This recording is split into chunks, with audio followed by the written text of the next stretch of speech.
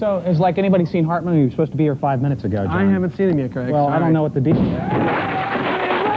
It's magic time! Phil, you been drinking, or...? You've been drinking? Yeah, I've had a little joy juice, so what? Well, you don't look like you're in any condition to go on the show, and we're starting. Oh, really? You can't run a Ferrari on seltzer water, kid. 2 weeks ago on Letterman, I was totally faced and I killed. Come on, have a little liquid personality. Come on. Ow, you're hurting me. Ow, ow, ow, ow. I'm sorry. It's all right. I didn't mean to hurt you. Oh, Greg. I'm sorry. What's happening to me? It's all right. Maybe it's because I'm bi-coastal. How do I choose? It's all right. L.A., New York, L.A., New York. It's all right. It's all right. Pull yourself together, okay? We got a show to do, all right? I'll see you out there. Jeez. Go away from me! I was a late-night superstar when you were just a little soup boy. You got him good, Phil. Thanks, kid. Go on out to my car and get another bottle of scotch. I'm starting to lose my buzz. Okay.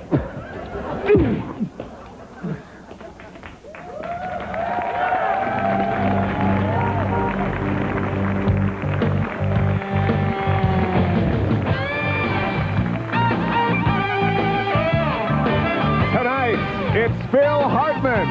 He's at the NBC studios in Burbank. And he's later with Greg Kinnear.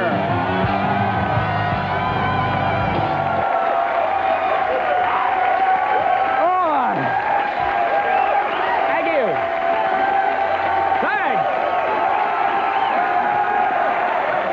Oh, yeah.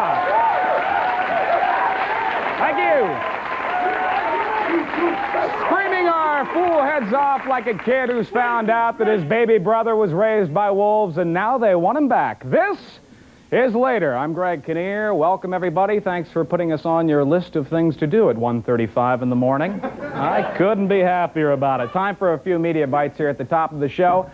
The best and the brightest of what is available for your viewing pleasure on NBC's enormous, fascinating array of satellite dishes today. Tonight, we begin with the world of sports. Professional wrestling that's kind of a sport, I guess. The big WCW Super Brawl just around the corner, and things really are heating up. You've probably heard about this. I, of course, don't need to tell you that Vadar is the current WCW World Champion. From our NBC satellite, here he is with some flowery words for his opponent. You are not safe. Your family's not safe. And Dragon, you're not safe. Your friends are not safe. You know what? He's disgusting. Blonde-haired, blue-eyed punk. I used to steal lunch money from punks like him in high school. And when I get done kicking his butt at Super Brawl, the whole world's gonna know just who the man is. That harness around Vadar's head is actually a complex system of leather pulleys and restraining straps that actually hold his brain in place. Otherwise, he just gently slip right out. You hate to see Madonna's dancers fall apart like that, don't you? Let me ask you, have you ever heard the expression, the check is in the mail? Of course you have. According to this CNN headline news report we saw just yesterday, maybe it's in the mailman's pocket, folks. You may have seen this. This is apparently a growing problem in this great nation of ours. Here is some undercover surveillance tape the post office took of its own employees. Here's what they're stealing. Credit cards. Here he goes. Hidden in the bottom of that hamper. There goes Danny right there. This man is a diamond thief. Taking a few more and placing in there. Stealing to pay his gambling losses. See, that's why I send my diamonds Federal Express. I don't know about you people. You know, let me tell you, there's an upside to this kind of thievery. If you're walking home with a mailbag full of booty, it's kind of hard to be disgruntled, which of course makes you less likely to get a gun and use it on other pilfering postal employees. Hi there. How are you? Another animal story for you. The Westminster Dog Show has come and gone again. Hard to believe, but yeah, I know. But before we bid adieu to the petty little pooches for another year, here's a look back at my favorite in this year's standard poodle category. You know him as Pepper. This is Miniature Poodle, number 22. Miniature Poodle, handled by Kaz Hosaka. This is Pepper. great little dogs. These poodles. Don't let that haircut fool you, Joe. These are really a man's dog. They're great athletes and originally sporting dogs. Wouldn't it be kinder to just lock the dog in a barbed wire cage and poke it with a big pointy stick for a couple of hours? Finally tonight, they're showing the spring fashions already. Where does the time go? If you're curious about what the smart set will be wearing on their heads this spring, we've got the somewhat shocking answer. Take a look at this. And his new jacket is made from Rami Shah tapes. He pairs the jacket with mesh, jersey shirts, pants, and skirts. Nike applies tulle net tapes to billowy cotton boiled pieces. Jiffy hat, can't be beat. As much fun to wear as it is to eat. Oh.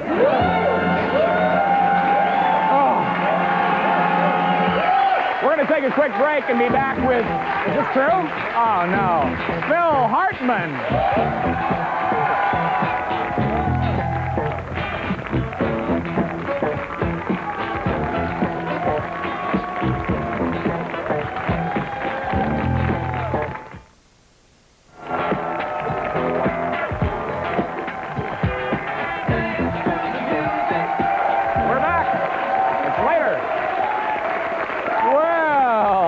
Time for our later joke here. It's our nightly self-deprecating remark about how late the show is on. Tonight's joke comes to us from Nakia Spies of Woodland Hills, California. It reads, welcome back to Later, the show that's on so late that if you're watching it, you're probably this close to losing your day job. Yeah, please, sit down, please. My guest tonight has been the best reason to watch Saturday Night Live for the past 8 years. He's co-starring with Kirk Douglas and Michael J. Fox in the film Greedy, which opens on March 4. He's a successful writer, actor, artist, and the voice of actor Troy McClure on The Simpsons. I call him a Renaissance man, but I never show up for my art history classes in college, so I'll just call him Mr. Phil Hartman, ladies and gentlemen.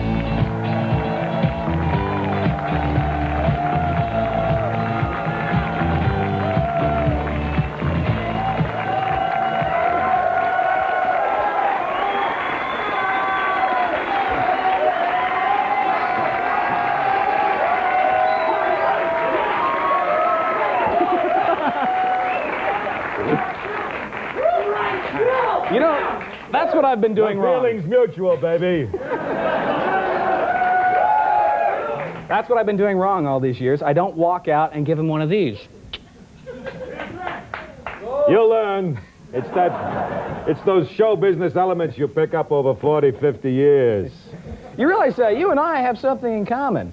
With the geep of the ghost of the geek to the gib of the gore of the gish, or so the gum of the gut of the curve of the gare of the gee of the gaish of the gun of the gare of the gov. They gets regite. Yegu spegik ega fagan eggy legangwegage legak megi. The guy to the gun to the go with the get you the gorse to the gay of the ging, but the guts to the gill of the gits to the good to the gum of the gorse to the gaish to the gun. Egai nego. Well, megain egas kega egeg legat taken. Egan egai spegik eget flagu eged leggy. Is it any wonder the critics are raving about my new little show? No, that's your egg Latin. My brothers and sisters and I used to speak that when we were kids as a way to say dirty words without getting busted by our parents. That's right. Mine's Greg Latin, and it worked the same way.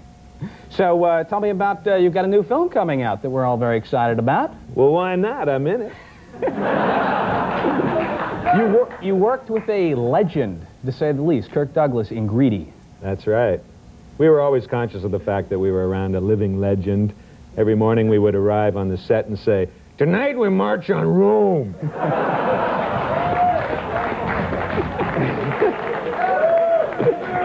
I had this, my favorite impersonation of Kirk was from the movie The Vikings, where he plays this Viking warlord, and at one point Tony Curtis has a falcon that he sicks on Kirk, and it gouges his eye out, and I say, "If that bird scratches out my eye one more time." Kirk Douglas. Well, we got a little scene right now of you and Michael J. Fox. Oh, really? Yes, as a matter of fact, we do. I'm not the only guy you're roughing around here this evening. Take a look at this clip right now from Greedy. Stupid, pathetic old man. Damn it, Frank. Come on, bowling boy. Stop it! Frank, cut it out.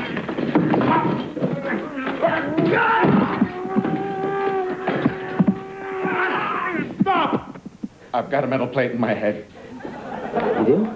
No!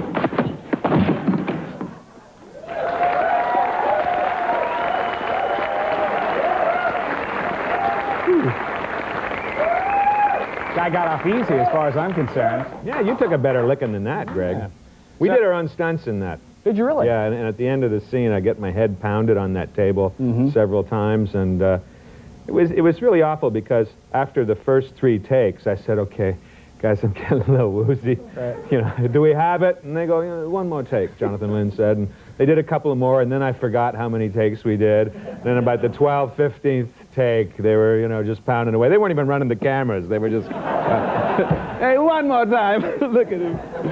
I wish I'd had somebody else do that stunt we did out there for the cold opening of the show. Actually, you came to bust the vase over my back at the end, and... It was supposed to be a breakaway vase, and they slipped in a genuine solid ceramic thing. And well, there's pranksterism on the set, and you're going to have to get used to it, Greg. So I got to tell you, I am a huge fan of your work on Saturday Night Live, and I know that...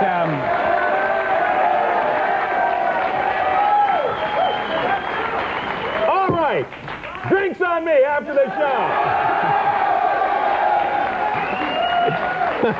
You've been on there for 8 years. Are you, and you're leaving in just a few shows away. 6 more shows. Are you having any second thoughts? Why? Do you know something I don't know? I mean, I'm hoping I'll get a little work out here. You know, occasional shot on your show, or Jay's show, or... No, it's over after this, Phil. Oh, really? Is that how it works? Well, I've got a little money put aside. Maybe open a yogurt stand on Ventura Boulevard. There's possibilities. I'm not scared. Why? Do I seem scared? No, I'm going to do a pilot for my own show sometime over the summer. We'll be on next year, and we'll be the #1 show on television, right? Yeah, okay, they're with me. Are you having any reservations, though, about leaving Saturday Night Live? I mean, in all seriousness, you have been on there a long time. When you go down to the set, you think it's over. Does it bother you at all? You know, the truth is, I've been watching the shows now in a different light, and I'll, like, between sketches, I'll wander out on the stage, and I'll realize, oh boy, you know, this has been my home for 8 years. I'm not going to be here anymore. And you make a lot of friendships behind the scenes too. The sound guys, the cameramen. I'm going to miss a lot of people. Right. And it is a little hard. Oh, hey, easy. Would you get me a cocktail, Greg? No more booze for you, Mr. Hartman. All right. You know, I think your finest impersonation was, in my opinion, was, of course, Mr. Clinton, who you could have kept your job for at least another 3 years. You were assured of employment. Well, I'm taking Clinton with me, of course. I'll be doing Clinton on my show, and then when the next election approaches, I'm sure it'll be a hot ticket. But then again, Saturday Night Live will be using Chris Farley to do Clinton, and I'll be competing with him. And we'll take a quick break. We'll be back with Mr. President in a moment.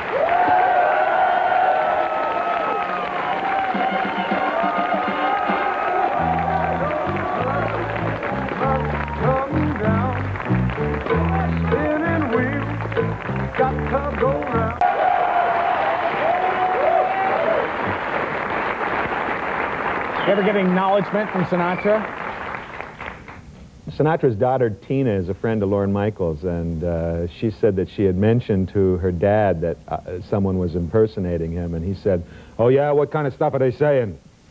And Tina said, "Well, Dad, they did a scene where you're talking with Steve Lawrence and Edie Gourmet, and you say there are a couple of brown noses," and he went, "Well, that part's true."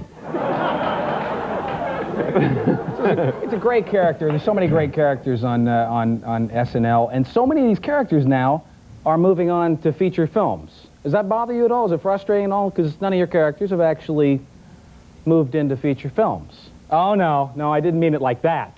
You mean, does it bother me that I'm a loser? Is that what you're saying? No, of course not. No, I enjoy the relative obscurity that I've had. Well, why should I be concerned that 20-year-olds are running off and making $200 million movies? I'm having a great time here with you, Greg. What's the digit on this one? What, $600-700? I mean, that's got to be pretty good, huh? Well, no, it's funny.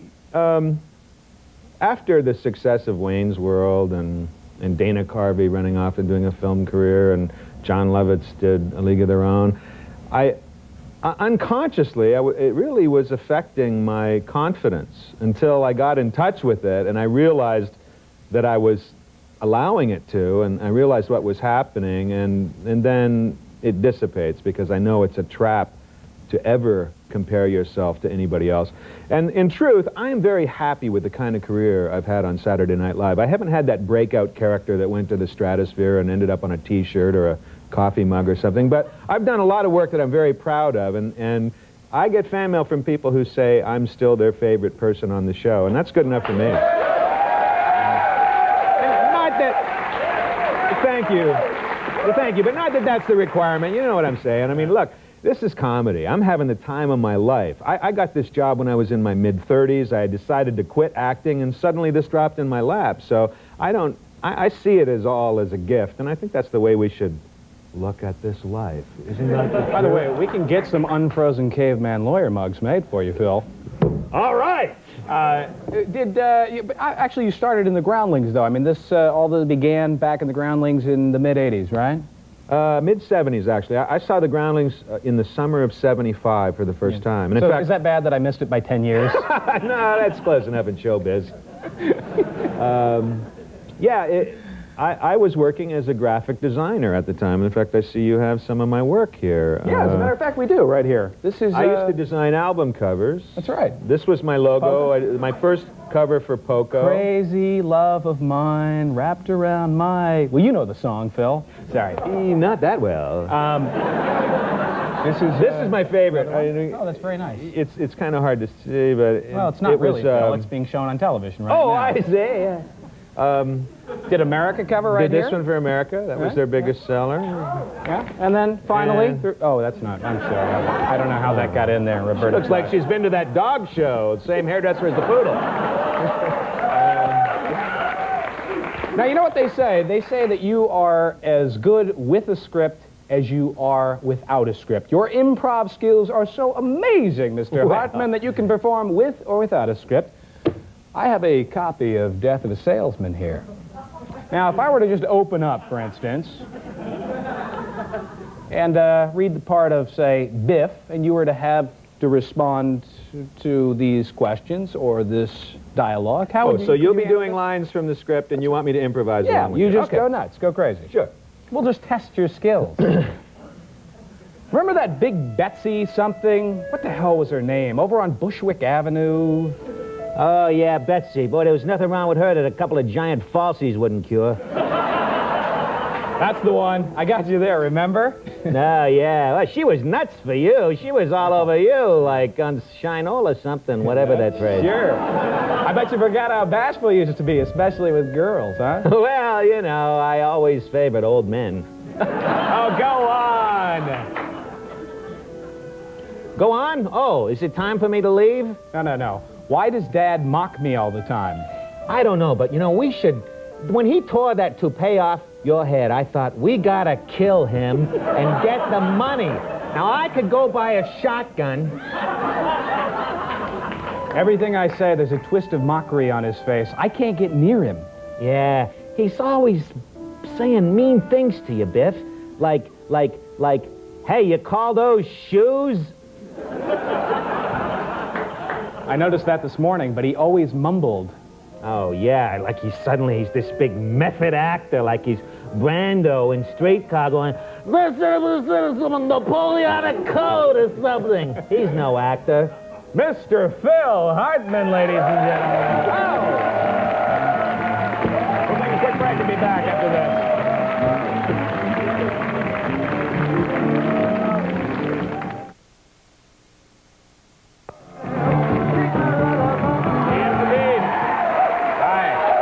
With Phil Hartman.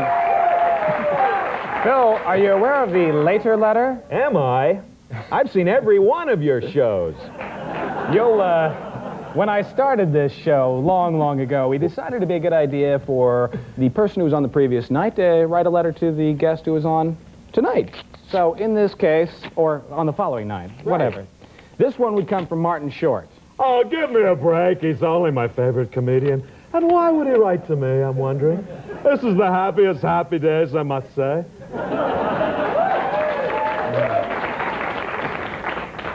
Phil, hope you had a good time tonight. How do you remember all the lines?